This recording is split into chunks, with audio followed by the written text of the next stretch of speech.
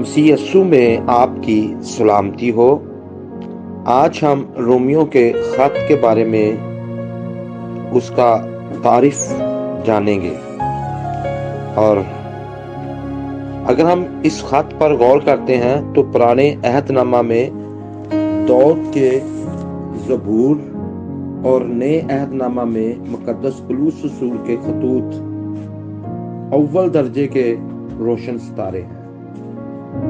جب ہم ان کو پڑھتے ہیں، جب ہم ان کی اسٹڈی کرتے ہیں اور انہیں اپنے دل میں رکھتے ہیں، تو جو شخص بھی اس کو پڑھتا ہے اور اس کو اپنے دل میں رکھتا ہے وہ ستاروں کی طرح روشن ہو جاتا ہے، کیونکہ بائبل مقدس میں جناب داؤد کے زبور اور جناب پولس رسول کے خطوط ستاروں کی طرح روشن ہے، اور یہ پڑھنے والے کو، سمجھنے والے کو بھی اسی طرح سے روشن کرتے ہیں۔ جب ہم اس پر غور کرتے ہیں تو ہمارے پاس بہت سے مستند خطوط ہیں، ان میں سب سے زیادہ پولس کے خطوط ہیں۔ اس کی فہمید نہایت تیز اور اثر انگیز ہے، مواد بہت زیادہ ہے اور روانی لاجواب ہے۔ اس کے انداز میں ایک ولولہ، تیز اور گرم جوشی ہے۔ وہ پیچیدہ مسائل کو بڑی سلاست سے بیان کرتا ہے اور غلط اور بدعتی تعلیمات کی دلیری اور سختی سے مگر استدلال کے ساتھ تردید کرتا ہے۔ مسیح پر ایمان لانے سے پہلے وہ مسیحوں کو ستانے میں نہایت سرگرم اور ان کا جانی دشمن تھا، لیکن بعد میں وہ نہایت جوشیلا، ماہر مبلغ ثابت ہوا۔ روحوں کو جیتنے میں کوئی اس جیسا قابل اور لائق اور کامیاب شخص نہیں ہوا۔ بائبل مقدس میں رومیوں کے خط کو پہلے جگہ دی گئی ہے، اس لیے نہیں کہ یہ تاریخی لحاظ سے یہ خط پہلے لکھا گیا تھا، بلکہ اس لیے کہ اپنے موضوع، مضمون اور تعلیمات کے لحاظ سے سب سے اعلیٰ و افضل، مکمل اور سب سے طویل اور تفصیلی خط ہے۔ اس کے مندرجات سے اندازہ ہوتا ہے کہ یہ خط 56 عیسوی میں کرنتھس سے لکھا گیا۔ اس وقت پولس یروشلم کو جا رہا تھا، کیونکہ اسے وہاں محتاج مقدسین کو چندہ پہنچانا تھا۔ اور اگر ہم اس کی 15 باب کی 26 میں وہ اس کا ذکر کرتا ہے، پولس نے خط میں بڑے گہرے بھیدوں پر بات کی ہے جن کا سمجھنا مشکل ہے۔ دوسرا پطرس 3:16 خط کا پہلا حصہ عقائد، تعلیمات کے بارے میں ہے، جو پہلے 11 ابواب پر مشتمل ہے۔ آخری 5 ابواب میں عملی باتوں کی تعلیم و تلقین ہے۔ نمبر 1، دینی مسائل، عقائد اور تعلیمات کا حصہ ہمیں یہ باتیں سکھاتا ہے۔ الف، نجات کی راہ کے بارے میں۔ بے، نجات یافتہ لوگوں کے بارے میں، وہ یہودی ہوں یا غیر یہودی، وہ فضل کے وسیلہ سے برگزیدہ ہیں۔ اس زمانہ کے یہودیوں نے 2 باتوں سے ٹھوکر کھائی۔ نمبر 1، شریعت کے اعمال کے بغیر ایمان کے وسیلہ سے راست باز ٹھہرایا جانا۔ نمبر 2، غیر قوموں کا کلیسیا میں شامل اور قبول کیا جانا۔ چنانچہ پولس نے ان دونوں نکات کو واضح کرنے اور درست ثابت کرنے میں بڑی کاوش اور محنت کی۔ اس کے بعد عملی تعلیمات کا حصہ ہے۔ خط کو ختم کرنے سے پہلے پولس خط لکھنے کو ترجیح پیش کرتا ہے بہت سے دوستوں کو خاص سلام بھیجتا ہے، اپنے ساتھیوں کی طرف سے بھی سلام شامل کرتا ہے اور ان کے لیے کلمات برکات خدا کی حمد اور تمجید کے ساتھ ختم کرتا ہے۔ نمبر 1، پورے خط کی تحمید و تعارف۔ اگر آپ آیات 1 تا 16 پڑھتے ہیں، پہلے باب میں ہے۔ نمبر 2، غیر قوم دنیا کی قابل افسوس اور قابل رحم حالت کا بیان اور اس کے ساتھ ہی ایمان سے راست باز ٹھہرائے جانے کے عقیدے کا ثبوت شروع ہوتا ہے۔ یہ آپ آیات 1 تا 32 میں پڑھ سکتے ہیں۔ ابھی ہم آیات 1 تا 7 تک ہم غور کرتے ہیں کہ اس میں ہمیں کس طرح سے ان ساری باتوں کے بارے میں ہم جان سکتے ہیں۔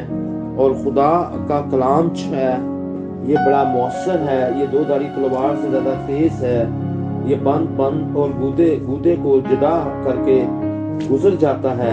اور جب ہم ان کا مطالعہ کریں گے رومیو کے خط کا تو ہم واقعی بڑی برکت پائیں گے۔ تو آپ میرے ساتھ نکال سکتے ہیں رومیو 1 باب اور اس کی 1 سے 7 آیت کا ہم مطالعہ کرتے ہیں۔ پولس کی طرف سے جو یسوع مسیح کا بندہ ہے اور رسول ہونے کے لیے بلایا گیا اور خدا کی اس خوشخبری کے لیے مخصوص کیا گیا، جس کا اس نے پیشتر سے اپنے نبیوں کی معرفت کتاب مقدس میں اپنے بیٹے ہمارے خداوند یسوع مسیح کی نسبت وعدہ کیا تھا، جو جسم کے اعتبار سے تو داؤد کی نسل سے پیدا ہوا، لیکن پاکیزگی کی روح کے اعتبار سے مردوں میں سے جی اٹھنے کے سبب سے خدا کے ساتھ خدا کا بیٹا ٹھہرا، جس کی معرفت ہم کو فضل اور رسالت ملی تاکہ اس کے نام کی خاطر سب قوموں میں سے لوگ ایمان کے تابع ہوں، جن میں سے تم بھی یسوع مسیح کے ہونے کے لیے بلائے گئے ہو۔ ان سب کے نام جو روما میں خدا کے پیارے ہیں اور مقدس ہونے کے لیے بلائے گئے ہیں۔ ہمارے باپ خدا اور خداوند یسوع مسیح کی طرف سے تمہیں فضل اور اطمینان حاصل ہوتا رہے۔ کلام حق کا پڑھا اور سنا جانا ہمارے لیے باعث برکت ہو، خداوند کا شکر ہو۔ ہم غور کرتے ہیں اس خط پر 1 سے 7 آیات پر۔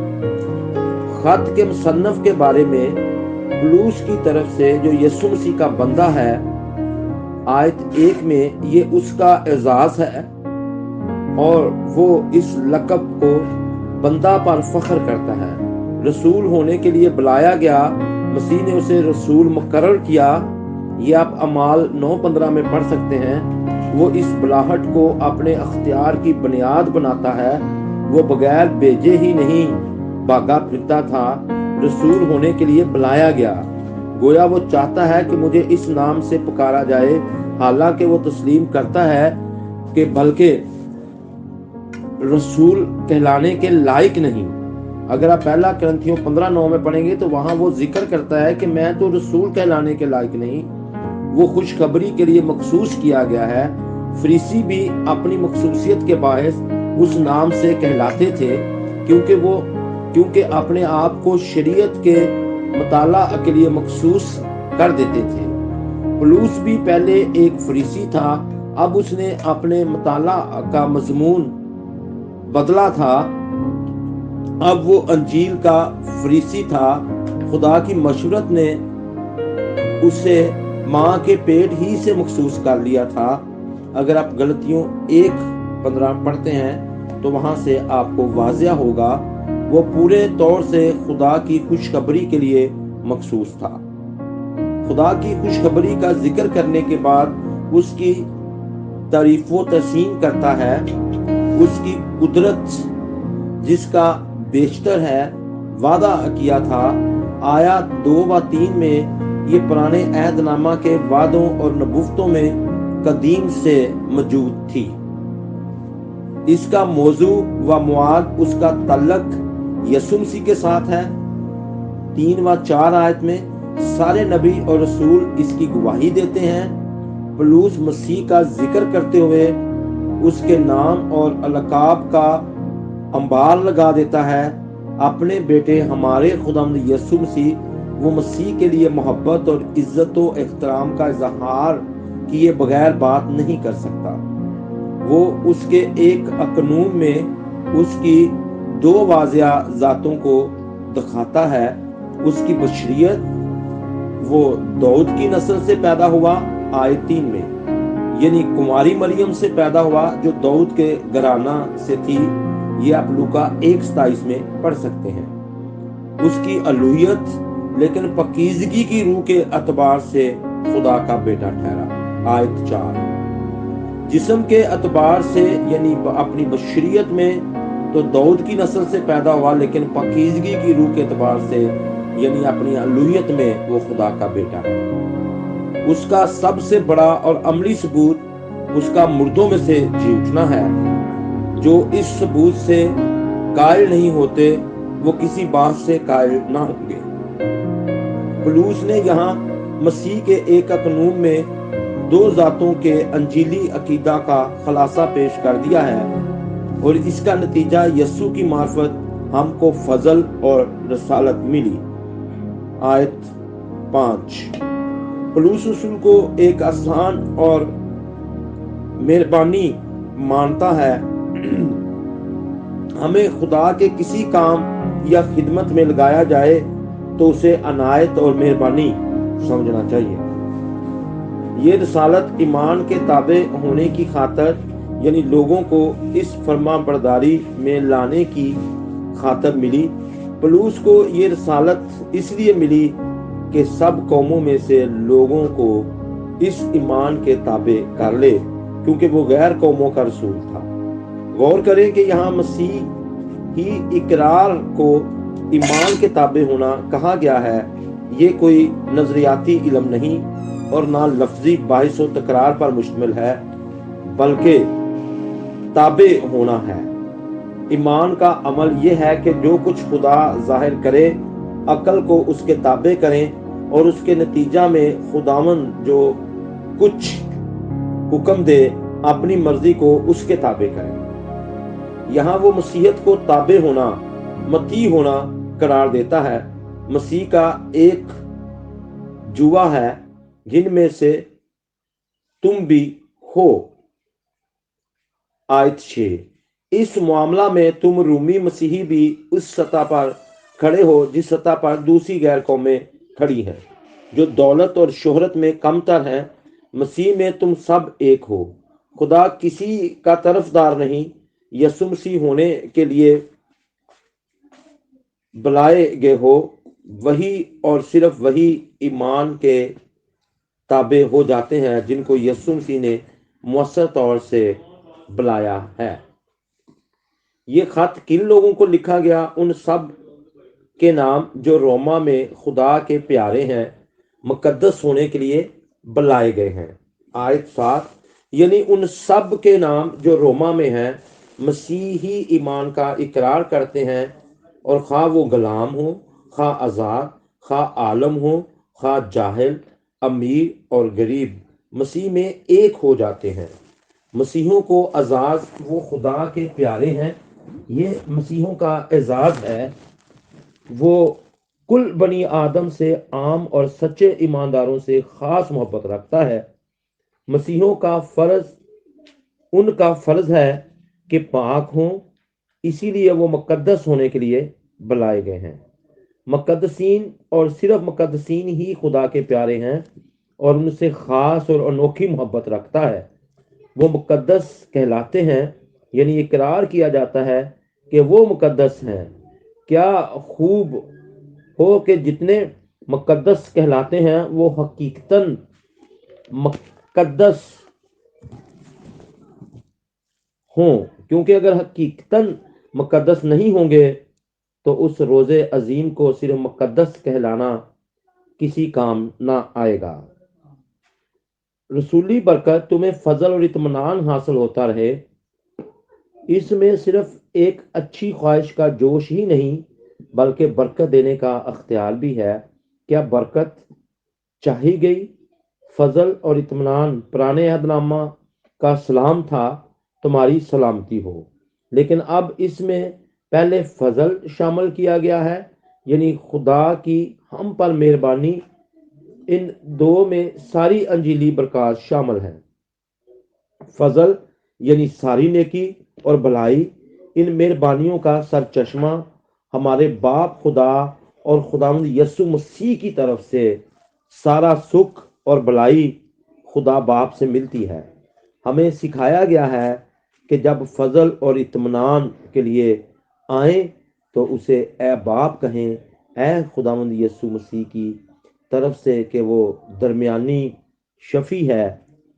یہ ہمیں اس کی معموری سے ملتے ہیں، فضل اس کے قابل ہونے کی معموری سے اور اطمینان اس کی روح کی معموری سے ملتا ہے۔ کلام حق کا سنا جانا ہمارے لیے باعث برکت ہو۔ خداوند کا شکر ہو۔